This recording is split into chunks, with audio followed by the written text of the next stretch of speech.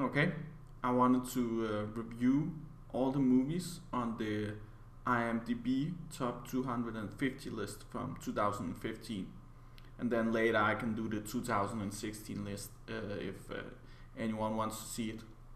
So IMDb is the Internet Movie Database. I think Amazon bought them.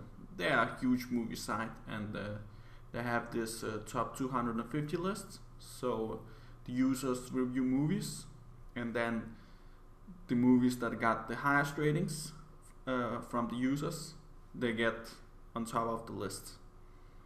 And this is just a random number they chose. I could have chosen a top 200, top 100 list, top 200 list, but their 250 list is kind of popular on the site, so that's the number they went by. Their ratings are not completely objective, so it's not like a lot of users rate a movie 9 and then it will get a 9 rating on the site. They do some magical mathematical tricks. So for example, let's see if okay, I'm recording this correctly. So for example, they can, if a lot of users give a movie a 10-star rating, then it's usually because these users, maybe they didn't even see the movie, they just liked the actors in it, liked the director, and then rated 10 before they even saw it. Or maybe they want the movie to get high on the list because it's a really popular list, so they rated 10. Sometimes fans of one movie will want it to get high on that list, then they will rate all the other movies a 1 star and rate the movie they want high on the list 10-star rating. So that's why IMDb can't just go by the ratings. They have to do some mathematical tricks to make the list more fair, so it's not controlled by some group of people. So make from it whatever you want. But yeah, the ratings are really misused on this site, extremely, a lot. When you have a new movie, I'm pretty sure that the big studios, they pay a lot of companies to review the movies, so give them 10-star ratings. For example, new action movies will, or new superhero movies or comic book movies will often get like 10,000 ratings, 10-star ratings on the first day of their release.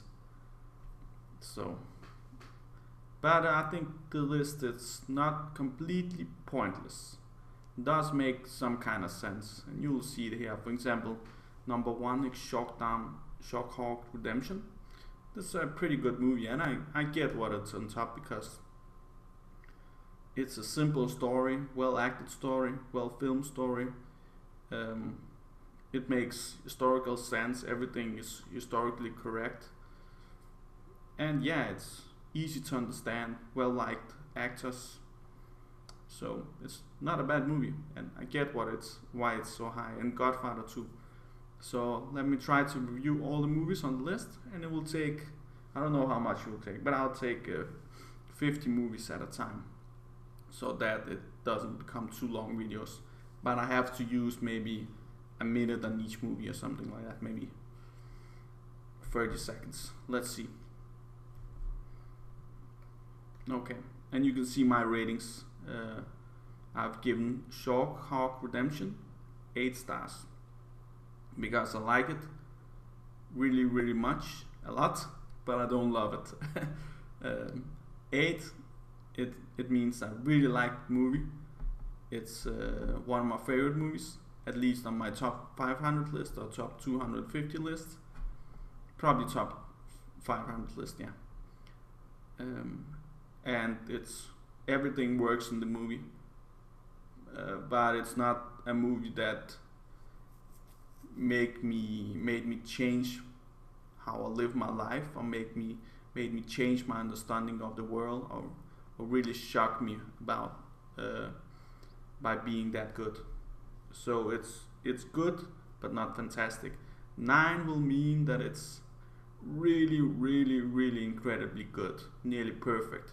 And 10, yeah, it's so good that I was shocked by how good it was. I couldn't believe how good it was. It was so well made that I didn't even understand how it could be that well made. 7, it's a good movie. Maybe rewatchable. Some 7s are rewatchable. 8, 9s, and 10 are always rewatchable. You cannot not only watch them one time. But 7, it's a good movie. I will rewatch it. I will recommend it if someone likes action movies, and I have given an action movie a 7-star rating. That means it comes recommended by me. But if you don't like action movies, I will not recommend you a 7-star action movie. But if it's an 8-star action movie, I will recommend it to anyone. And 6, it was decent. A movie that's had a plain story, plain acting, maybe even great acting. And it told the story well. And it concluded well. So, like a TV movie. Not super cheap, but it's a TV movie, let's say, about some complicated real life story. So it's not something, a 6-star movie, it's not a movie I would pay to see, and not pay to see it in a movie theater ever. A 7-star movie, it's a movie I don't regret watching in a movie theater, even though I paid quite a lot of money for it, because it means that it's achieved its goal of being a decent movie. And 6, it's acceptable, but forgettable and not rewatchable. And 5 is already a failed grade. 5 is like a TV movie made a bit in a rush, or maybe too cheap to really show what it needs to show. Maybe the acting is really bad too, and stuff like that. 4 is terrible, bad, boring. 3 is horrible. 2 is pathetic, and 1 is, yeah, don't even bother. Usually when I give a movie 3-star ratings, it's because I probably didn't watch it to an end. I probably turned it off somewhere in the movie because I was dead bored by the movie. A lot of movies. So let's start with 1, and then we go down to 50, and then I'll stop the video, make a new one. Shawshank Redemption. It's a good movie, basic storyline, escaping from prison, something we all can relate to, and the big meanie guy that treats our hero protagonist unfairly. We can all relate to that. We all have horrible bosses at some point in our life, so it's a really relatable story. But still, we can, and it has that American message. The American message is always so freaking important in these movies because there's a lot of American users on the site and on other sites online, and they love American messages. And it's about working hard and getting a lot of money, and by being independent you win at the end, and you succeed at life, and you get the hot woman and you get a lot of money. So money is really important for them, especially being independent and not letting anyone, any organization or any government threaten you. That's and then another message is, of course, that don't be greedy. That's a message too, because you cannot just go for the money. You need to get rich but still be a good guy in life. So you'll see what I mean later on. That's the American Hollywood. Godfather, of course, perfect movie, nearly perfect, 9. A bit dated maybe in how it's filmed. It's not digital, so you can see it's a bit grainy picture and stuff like that. These movies from the 70s, they kind of look a bit orange in coloring. Everything is orange, so you'll see Dirty Harry. If you watch Dirty Harry, you can see the whole screen looks orange. Every scene look orange, as they use some old cameras that it's good. It's a good thing they're not found anymore. That we use digital cameras now. With if you want to, you can use basic colors instead of these weird orange colors. But it's a good movie, great movie.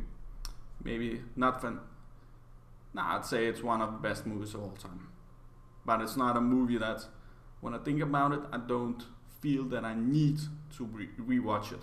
Weirdly enough, because it's not really a life experience that I have had myself with being a mafia boss or something like that. So that's why it's not really a movie that's really touched me a lot like that. It didn't tell me anything about my own life, put it that way. Godfather 2, again, fantastic. Godfather 3 was pretty bad. But 1 and 2, Francis Ford Coppola made them because he wanted to make some good movies. And at that point in time in his career, he made fantastic movies. Then, of course, he made Godfather 3 to earn some fast cash and had Al Pacino shouting in it and his daughter also playing a role. And she was not a good actress. Apocalypse Now is also a really good movie, also by Francis Ford Coppola. Let's see, The Dark Knight. Overrated. I gave it a 7 because of Heath Ledger. He brought it up to 7. Otherwise, it's a 6. It's a basic action movie. I don't know why people think it's the 4th best movie of all time. It's really not. It's probably not even top 5 or top 10 superhero movies of all time. It's good, it's basic, it has the basic down. It's Christopher Nolan, one of the greatest directors of all time, but he's pretty bad at directing action scenes. So, especially in the first Batman, when Batman Begins, mostly the action scenes were just shaky cam. He didn't even try, and you can see they're not really. It's not really realistic fighting, so it made sense that he used a lot of shaky cam so you couldn't see anything, because the stunts weren't really realistic. But the storytelling is good, and when they talk and walk around, it's great, like all those movies. 12 Angry Men, again, it's great for what it is, a movie, good actors. There's also a remake. Not as good as the original, but also with star actors in it. And I'd say it's good for what it is. 12 angry men talking. But it is a bit unrealistic, and it's weird because the way they present evidence and talk about evidence in the courtroom, it's not really realistic. For example, one guy brings in new evidence, into the final jury discussion before they come to their verdict, guilty, not guilty. I don't get why it's so highly rated, but I do understand that a lot of people like it. It's a basic story, everyone can understand it. Just like Schindler's List, just all these movies, basic storylines and the basic conclusions. Evil guys, good guys winning at the end. Schindler's List also a true story, Steven Spielberg, the greatest director of all time. It is a true story, and it does follow the true story most of the way, but there are a few things that are not true to real life. As in all these kind of movies. For example, at the end, you see Schindler breaking down and crying because he cannot save more people. But as I have read in the real story, he actually took a lot of diamonds with him and put them in his car. That car got stolen at the end, so he kind of lost his money there. And then some of the people he saved supported him later on in his life because he saved their lives. But there weren't a big breakdown, crying scene like you saw in the movie. But it's great movie making, and also understandably Steven Spielberg, American Jew, so of course he makes quite a few Jew movies and a lot of American movies. Pulp Fiction, I've seen it a long time ago. didn't like it that much back then, but it was like 10 years ago, so I don't know. Maybe I need to rewatch it. But I think Tarantino is he's a fantastic director, but he tends to destroy his own movies in the way that he builds up a storyline, and then you have the feeling, not in his movies, but you have the feelings in other kind of movies, for example TV movies, that they go nowhere, nothing really happens, and you kind of wish that a big action star would come in and shoot the place up, and that's what Tarantino does in every single movie. He makes some crazy people come into the movie, into his movie script, and then shoot the place up or break something or kill someone to shock the audience and present some violence and get the reaction from the fans. So he's really eager in getting this reaction from you, and that sometimes does ruin his storyline, because if you build a good story and you then come in with the super duper action and blood, it is entertaining, of course, but it also breaks down the storyline. So I will talk about it later, I think, because enough of that. I'll maybe give it a higher rating if I rewatch it, but I'm not a huge fan of Tarantino. I think he's great, fantastic director, but I think he needs better structure at the endings of his movies. The Good, the Bad, the Ugly, I think it's dubbed, right? So these actors talked in different languages, Spanish, Italian, English, and then dubbed over. For example, Clint Eastwood would probably dub his own voice over in the studio. At least I know that's what Sergio Leone did in his other movies. He plays music, let the actors act, and then later on he dubs and makes them say whatever he wants them to say. And this really doesn't work for movies at all. At all. It's a horrible way to make movies. It always feels out of place. It always feels unrealistic. So don't dub movies unless it's really, really great dubs. And with this spaghetti western, it's not a great dub. It's good, but it's not great, and it would never deserve 8 stars rating. Not a dub movie. I don't even know why people give these movies 8 stars or higher, because when the director does something like that, he really screwed up. You gotta admit it. Also, this movie does kind of feel long at times, a bit slow down. I think The Good, the Bad, the Ugly actually is one of his faster paced movies. So yeah, it holds up, but it does slow a bit down at some points. Then Lord of the Rings, Return of the King, it's the third one, right? I think they're all three are good movies. I want to rewatch them, maybe give them a higher rating. I've saw them in the cinema a long time ago. So I'm not a big fan of Peter Jackson. I don't know if I actually liked any of his other movies. His horror movies are kind of wacky and stupid. So I'm not a huge fan, but Lord of the Rings is actually a well-made adventure movie, and something you don't see that often. Well-made adventure movie, it's like a unicorn in the cinema. So I do get why they are that highly rated. But as movie in themselves, I don't think they are comparable to Godfather at all. And on this list, they are, because you can see they're number 9, number 11 on the list. So I don't know what's going on here. I think a lot of people like the lore, they like the mythology, they like the orcs, elves in movies, good storyline, great acting, really, really great acting actually, and great special effects, stuff like that. We do appreciate it as fans. But at the end, it's not fantastic, it's just really good.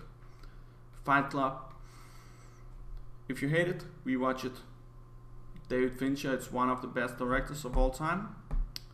The book is also, The Fight Club, is also fantastic. It's written like a poem, a long poem, and it has a lot of great anarchy ideas in it. So I would propose or think it's loved by anarchists. I at least like it. I want to you kind of want to burn your own apartment down after reading it, and then go live somewhere weird.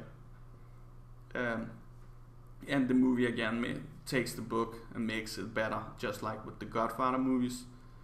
This is a perfect movie of the book, so you can't really blame it for destroying the storyline.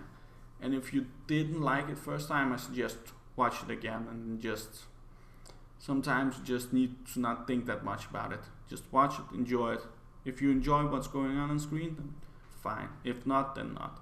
But if you think too much about it, then I think maybe you won't enjoy it that much, because it's kind of crazy at times. Yeah, kind of anarchist at times. Sometimes it doesn't make sense, and that's the purpose of the movie. David Fincher likes dark movies, like perverse movies, a lot of killings, bloods and stuff like that. This a bit disgusting, because he thinks his idea of people is that we are a bit perverse, we are a bit freakish. So that's what all his movies are about. So be prepared for that. You need to be over 18 to watch his movies. Again, Lord of the Rings, good movie. Star Wars, good movie again. Bad acting, of course. If a movie has bad acting, I will of course subtract 1 star, because acting is really, really important for a movie. So you need to take that into account. You just can't give a movie 10 stars if the acting is bad. You can't. You need to take everything into account: acting, special effects, the directing, whatever. Is the quality of the movie good? For example, can you see what's going on because the quality is good? Or is the quality bad? Is the sound quality good? Stuff like that. You need to take it into account. And I see people don't do it that much on this side. That's a mistake. Sometimes I see a movie that has terrible sound that's rated really highly. So you can't do that. You need to subtract stars. Forrest Gump, again, if you understand American history, Robert Zemeckis, that's the guy who made Back to the Future, some of my favorite movies. Nice. Tom Hanks, good in it. A lot of other good actors. And it's a good movie if you understand American history, Watergate and Vietnam War, stuff like that. So I think you need to watch a few documentaries about USA and then watch the movie. Because if you watch it straight away, it will feel kind of weird. You won't understand everything in it. And maybe you will feel a bit bored by it. Inception, one of my favorite movies, Christopher Nolan. And in this movie, the action is also good. Everything is just working perfectly, and I think he spent 9 years on making it, at least writing the script. And it's something you can see and feel while watching the movie. You can see everything is in place, every scene makes sense, and that's something you really can appreciate, because that's also something I see with Forrest Gump, that the script just works. Everything works in the script. When stuff happens, it makes sense, and then other stuff happens, it also makes sense. And with Inception, with so many layers in it, everything makes sense. And that's something you probably don't understand if you haven't written a script yourself. Because when you have so many balls in the air, for example, you have 20 characters in the script, and you have time travel and whatnot, it's so freaking hard to understand and remember your storyline. So freaking hard, and so many different things. Where did this computer go? Where did that character go? Is she angry at that character? And did you actually write them in a different way, so all characters the same? Hard stuff. One Flew Over the Cuckoo's Nest, basic movie. Again, a bit like Shawshank Redemption. Basic good guys fighting against the evil institution. Lord of the Rings, again a 7. good. I probably need to rewatch it. Maybe I'll rate it higher next time. I don't know. Matrix 8. Again, rewatch it. If you didn't like it, I suggest rewatch it and then turn off your brain, because some of the stuff in it doesn't make sense. For example, why would they keep humans in these weird bathtubs to extract energy from them? Because if it's just heat, then why not just use cows? The only thing that makes sense would be if they used our brain capacity to kind of, as computers. But they don't do that. They just use human heat. Makes no sense. And stuff like that. A lot of stuff like that doesn't make sense. The Wachowski brothers, they have changed gender now, both of them. They're actually sisters. And they do, some of their scripts are kind of silly. And some stuff in them doesn't make sense, like that. Goodfellas, one of the best gangster movies of all time. Fantastic movie. 8 also means it's highly rewatchable. It's actually a true story told as a movie, and the true story is also really fascinating. Actually, there's a part of the true story where a lot of these gangsters, they went on and put money down on the college basketball games, and bribed the basketball players to lose some games so they could win a lot of money. And I actually don't think they even showed it in this movie. So actually the true story is much more, is much greater. A lot more stuff happened in the true story. I think with this they just show the bad guy starting killing off his friends so they can't go to the police and tell the police that he robbed an airport. So that's also part of the true story. Only a small part. Star Wars again. Some bad acting, but highly entertaining. One of the most rewatchable movies of all time, even with the bad acting. But of course, you cannot give it 10 stars. If something doesn't work, you need to show it in your ratings. 7 Samurai. A lot of nature in it. I think it's black and white, and that doesn't really show off what it could have shown off. In the scene, in the nature, and a lot of stuff is going on, so black and white doesn't really work for action scenes, because so much stuff is going on that you need everything you can on screen to illustrate what's going on, who's in front, who's behind, and how beautiful is the landscape. So sometimes black and white works, sometimes it doesn't. Here it doesn't work very well, but it still works. It's still a great movie because the storyline is just that good and the acting is fantastic. City of God, just watch a documentary instead. It's just a touchy-feely movie. It's made to make you feel sad, and that's it, I'd say. I don't even remember the storyline. I was so bored by it when I saw it like 15 years ago. 7, David Fincher again. A bit disgusting in parts, and I don't like disgusting movies. Really, when I see a lot of let's say, if someone is cutting up a human being, I don't like that. Stuff like that, it disgusts me. So I gave it 7 because of that, I think. And also the storyline is pretty basic, but it's a really great movie. I acknowledge that. Great, fantastic movie. Silence of the Lambs, again, it's a basic horror / thriller movie, and I'd say it's pretty basic, down to, if someone had told me this was a TV movie, I would have believed them. That's how it feels like. It feels like a basic storyline. Girl, secret agent does this, and this happens, and she gets the bad guy. Okay, seen it a billion times before. This is a well-made movie, but it's nothing that I enjoy a lot. Usual Suspects, again, I hated the first time I watched it, I think, but I do acknowledge that it does play a big part in the movie history, and it is a well-made, well put together movie. The editing is fantastic, the script is fantastic because a lot of stuff is going on a lot of explanations are needed later on.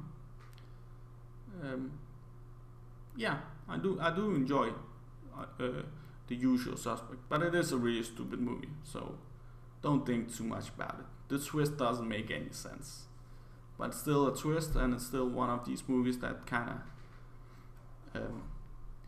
it came out before the twist was ruined by always having a twist in movies. So with this movie it kind of worked because it came out of nowhere and suddenly, and people got shocked and started talking about it. A Wonderful Life, that's the movie. I think it was free at one point in time. So a lot of TV channels started showing it, and a lot of Americans started enjoying it because it was a basic movie for all the family to see at Christmas time. So yeah, that's why they like it, because they've seen it a lot and it's part of the culture.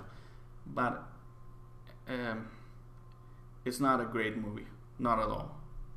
The acting is not good, and a lot of stuff that just doesn't work. And the way that they buy off the banks also makes no sense economically. When you buy off banks that go bankrupt, you kind of support that corrupt system and that broken down system. That's what they do. Life is Beautiful, also a good movie. I actually like it. It's Italian, right? In Italian. Yeah, but it's kind of made to a light-hearted movie, a bit. Tries to be funny about Jews in a concentration camp. So I kind of get its point. It tries to make light of the situation, tries to tell the story from a different angle to a different kind of people to really get the story out there. And I do respect that.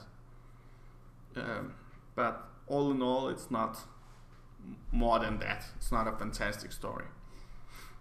Just well told, small story.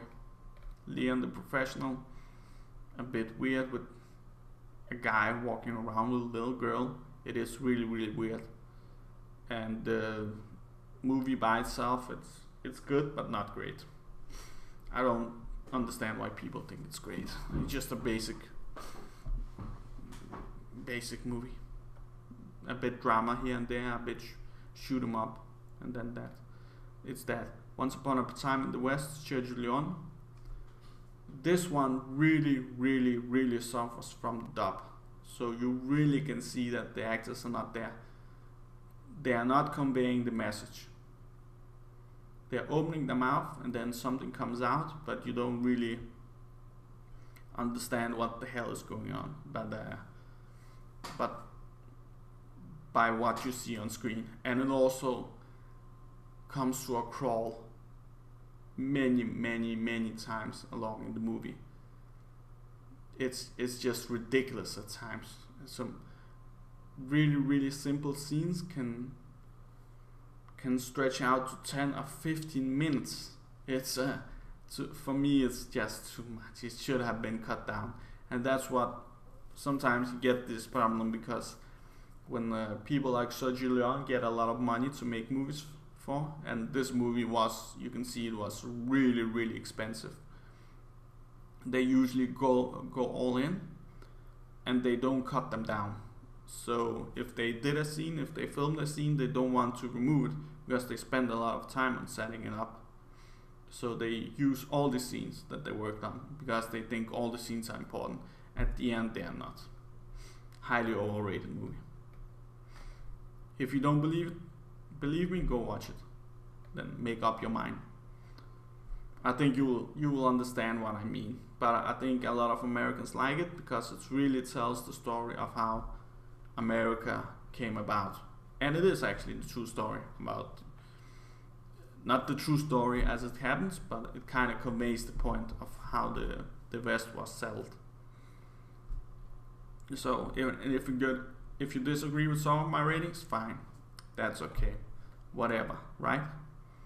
Interstellar, I like it a lot. 8, it does. It's a good movie. It's Christopher Nolan again, but wow, when it doesn't work, it becomes a joke. At least at the end, like the last 30 minutes are still well made, but some stuff that's going on in this movie is just becomes like, what the hell? What was he thinking? A lot of this stuff just doesn't fit into the movie. A lot of the movie is really, really, really well made and then and well written, and then you get then you get periods of the movie that just come out of nowhere. For example, this Matthew McConaughey, he's trying to get back to his daughter, but he doesn't care about his son at all, and it makes no goddamn sense. And then when he finally reaches his daughter, that's now 120 years old, he just stays with her for 5 minutes and then leaves. He doesn't even say hi to her children or anything. So the movie is going in one direction, and then suddenly it changes the direction.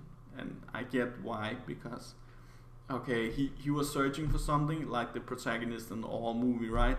Searching for something, and then when he found it, he discovered that's not really what he wanted anyway. Okay, but in this movie, this storyline doesn't really work.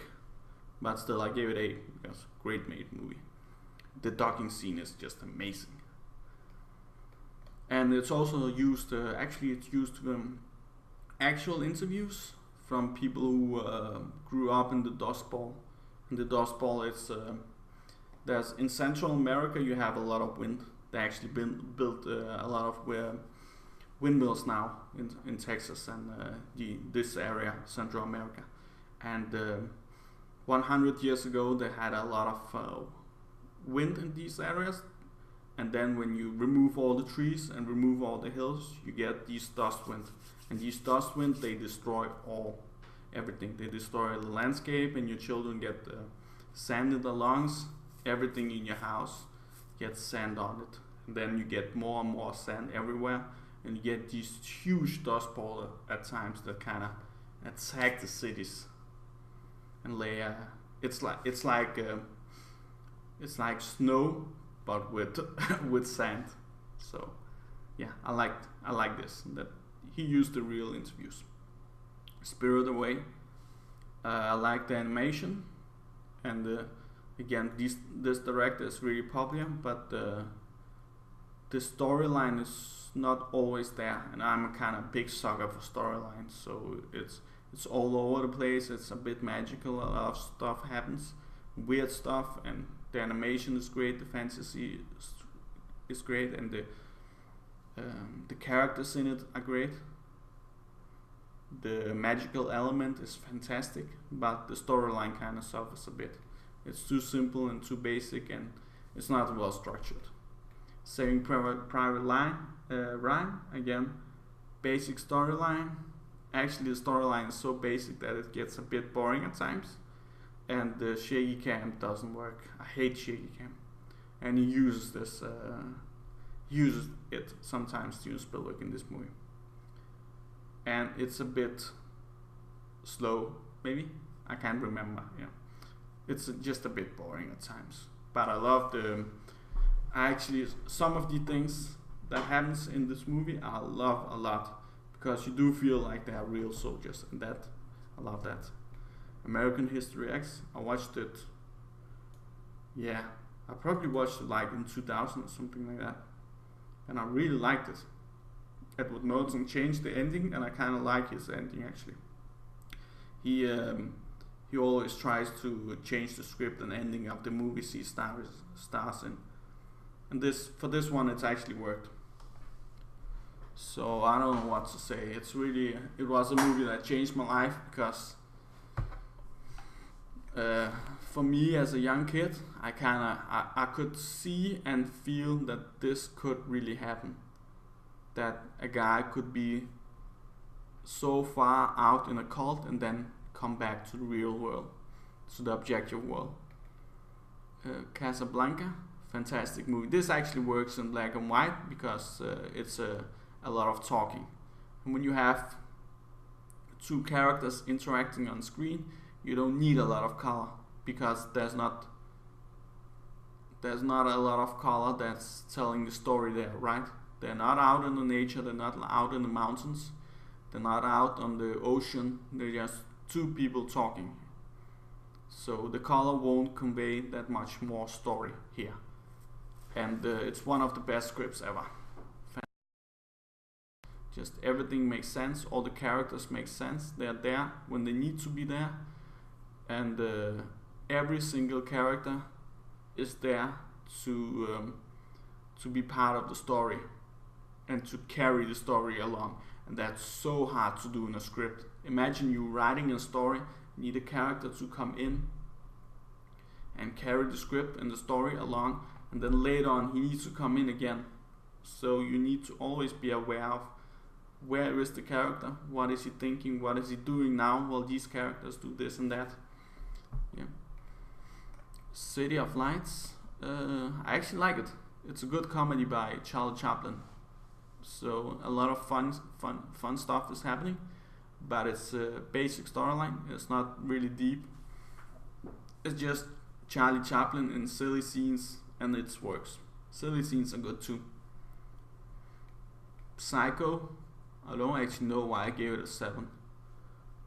I think I love the ending. The ending where they explain what he thought about the killer, why he dressed up as his mother and stuff like that. I like that because I'm a psychologist, so I like when the characters explain what other characters think in a realistic way, not just a pseudo explanation. But in this movie, it actually makes sense. I actually felt like I was sitting in the police station, and then they concluded what actually happened. So it was like being in a real police investigation. But before that, it kind of showed a half an hour storyline in 80 minutes. So that's why I only rated 7. And Alfred Hitchcock, I know a lot of people like him, but I'm not a huge fan. He's okay. He made a lot of these agent dramas or just a bit actiony movies when we didn't have a lot of them. Maybe you had James Bond, that's it basically, in the 50s and 60s. So he made these kind of movies for guys who wanted a bit action, a bit thriller. But compared to modern movies, they are not really holding up. But if I lived in the 60s, I'll probably love his movies because it is guy movies. Raiders of the Lost Ark, what can I say? Nothing. Steven Spielberg on his best, so nearly a perfect movie. Rear Window, again Alfred Hitchcock, again with his guy movie and boring female characters that don't think a lot, they just follow along. It's a bit simple. I like that they built this huge studio where you can see everything, but at the end the storyline is a bit too simple for a full movie. It should have been 40 minutes, maybe 50 minutes long. The Untouchables, I think it's a bit overrated. Sometimes people fall in love with these foreign movies that are not in English and rate them a bit higher than they deserve. This is such a basic storyline that I don't understand why people love it that much. It's a well-made movie, I agree, but for me, I rather watch something magical. I mean real magic or real fantasy instead of a real life story made a bit more exciting. Modern Times, again Charlie Chaplin being silly. In this, I think maybe I think the storyline kind of falls apart because it becomes too much silliness, and sometimes it stretches out too much. Because if I want a lot of silliness or a lot of random scenes, I can go to YouTube and then watch random videos. I need to have a bit more story, and in Modern Times I do get his point that the modern times can feel chaotic, and all this technology can feel chaotic, and the man is lost in all of that. I do understand it, I do get it, I do agree with it, but I think the story and the point is better told in many other movies since that time. In the 30s, I would agree that this would be a masterpiece. Star Wars, man, that was, man, I don't know, man. It was just random scenes put together into a movie. You could see that they created, they created the set, filmed the scene, created a new set, filmed the scene, created a new set, filmed the scene. I don't know what the hell worked in this movie. I don't know. Maybe the special effects. J.J. Abrams, he wants to be over the top with special effects, wants to be over the top with editing, over the top with sound, over the top with everything. It's a bit like Michael Bay, a bit like that. So I want him to tell a simple story, simple camera work, simple effects. Try to, instead of focusing on designing great sets, try to focus on the editing and getting from set to set. Don't just jump from one huge set to another huge set. We need a progress to the other set. I'd rather see these characters walk through a forest talking with each other than see them jump from place to place. The Green Mile, actually, this movie I watched such a long time ago that I hardly remember it. I'm pretty sure we'll rate it higher today. Yeah. But I was bored when I watched it last time because it's a basic storyline. It can get a bit long-winded at times. Terminator 2, one of the best movies ever made. The only thing that could have been better if he had digital camera.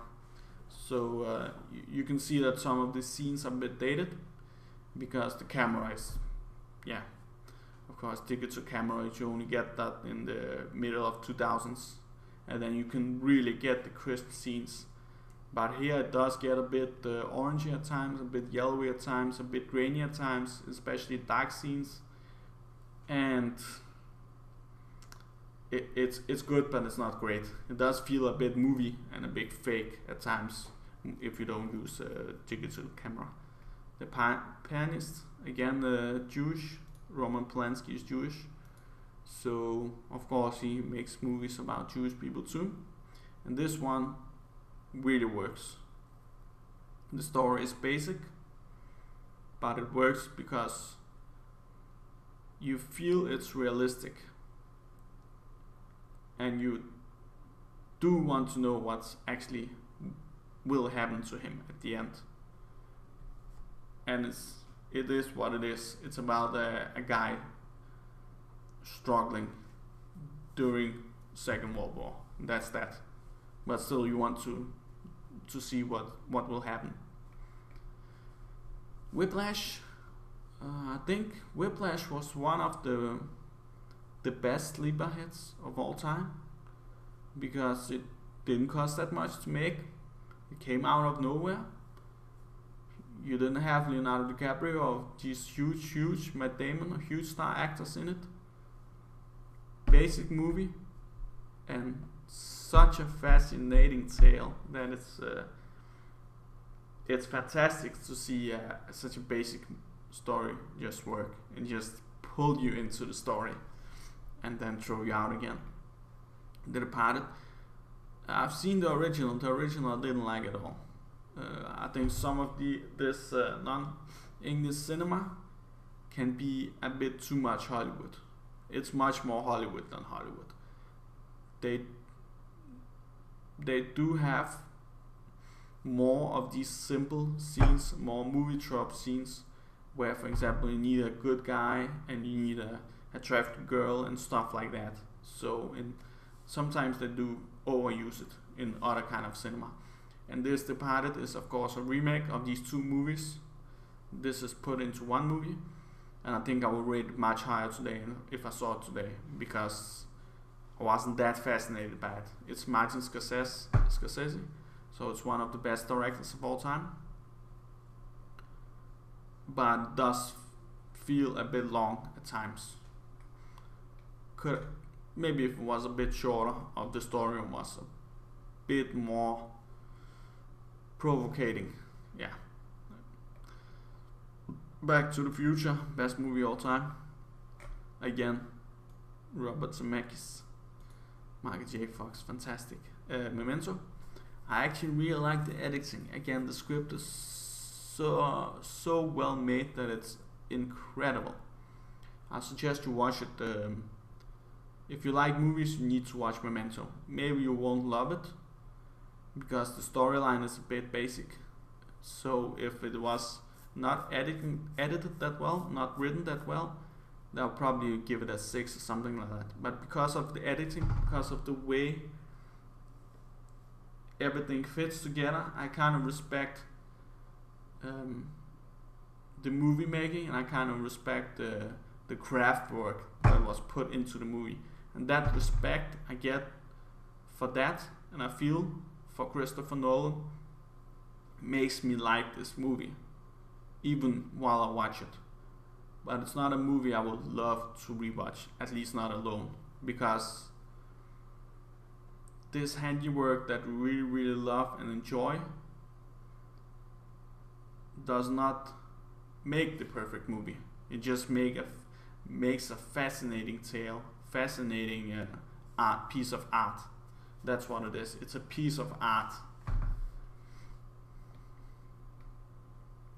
The Gladiator, I think it's overrated. I watched it a long time ago, but it's a bit. I know the script was not finished while they were filming it, and you can see that the story at times drags a bit. So I love the gladiator scenes, and a lot of the movie is great, but then a lot of the movie is really slow, and that just doesn't work for an action movie. Ridley Scott is bad at telling a story, is great at set design, great at creating a world. That's what we see with Blade Runner. It's a great world. You really feel like you ended in that world, but the story is just not good. And that's what you feel with Gladiator again. He filmed it without a script, and it's totally noticeable. Apocalypse Now. The worst thing about it is Marlon Brando.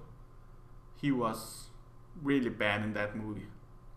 He was fat. He didn't look like an elite soldier. And while he didn't ruin the movie, he did make me rate it an 8 instead of a 9. But the set design that Francis Coppola, the Godfather director, created in this movie is just magnificent. Every time a new scene comes up, every time something new is shown on screen, you really feel like you are in that setting. For example, if you see a horror movie, you feel a certain way because everything is in certain colors, are filmed with certain style of cinematography and stuff like that.